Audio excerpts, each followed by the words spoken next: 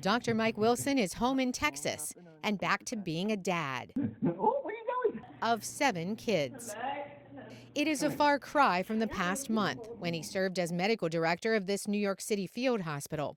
He first spoke with VOA when he was midway through working 5 weeks straight. This is day 22, 14-hour days with no day off yet. When coronavirus numbers dropped in New York, Dr. Wilson returned home to his Texas hospital group and found himself unemployed. There's a lack of patients to be seen, and so they don't need the staff. So nurses and physicians across the country have been laid off, furloughed. In April, at the height of the pandemic, America's private healthcare industry laid off 1.4 million workers. Here's how that happened.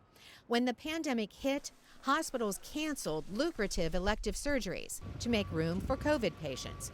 Smaller hospitals, already struggling financially, were pushed to the brink.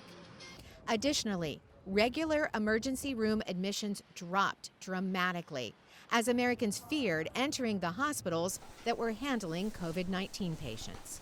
Dr. Ruchita Gandhi treated a female stroke patient who delayed coming to the emergency room until it was too late. We could see this clot and it was massive, and just all of us just felt this terrible sense of, this is one of the cases that we really could have made a huge impact on. This woman had, if she had come within 24 hours, we probably could have pulled that clot. With patients avoiding the ER and revenue down, hospitals cut staff. Some rural hospitals now operate with just 1 or 2 doctors in the emergency room. That's not enough people. Dr. KK Moody founded MDocs, a group of 23,000 emergency physicians. She says her members run the risk of being fired if they complain their facilities are understaffed. If there is a multi-car pileup just outside the hospital, we need people there. We don't know when the surge is going to happen. We don't know when the emergencies will happen, so we have to be always ready. Dr. Moody says America's hospitals have always faced financial storms, but now they are struggling in a hurricane. This is not just an industry. This has become an industry, and it should not be.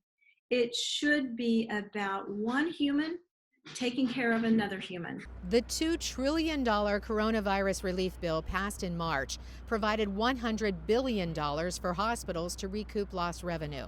Oh, thank you very much. But that hasn't helped Dr. Wilson, who is polishing his resume. The first time he's done that in years. Carolyn Presutti, VOA News.